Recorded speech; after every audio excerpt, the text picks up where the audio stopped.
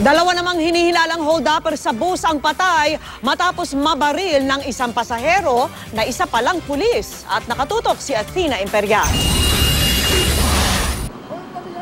Napurnada ang pang-hold up ng tatlong lalaki sa isang bus na biyaheng Santa Maria, Bulacan pasado alas 10 kagabi matapos silang barilin ng isang pulis na isa sa mga pasahero. Sumakay umano sa Muñoz, Quezon City ang tatlong suspect. Kwento ng driver ng bus, kalalagpas lang daw nila sa Balintawak Toll Plaza nang lapitan siya ng isa sa mga suspect. Nag-declared po siya ng hold up. Sabi niya sa akin, Brad, wag ka kumilos na masama ha. Alalay ka lang mag-drive. Diyan ka lang sa second lane. Di na raw namukhaan ng driver ang mga suspect. Nasa 30 umano ang sakay ng bus. Ang asawa ng pulis na bumaril sa mga suspect, natakot daw lalo't kasama nila ang dalawang batang anak na babae at ang bunsong 3 buwang gulang pa lang.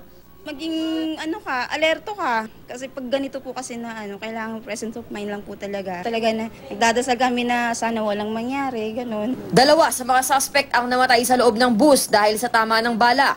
Isa sa kanila ang nakatakas. Bumaril siya. I don't know kung yung baril na yon sa akin tatama.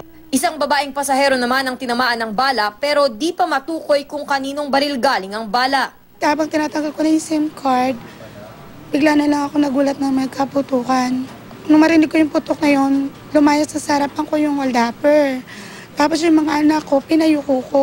Inaalam pa ng pulisya ang pagkakakilanlan ng mga suspect habang hinahanap pa nila ang kasamahan nito. Tumanggi namang magbigay ng pahayag ang pulis krame na nakabaril sa mga suspect.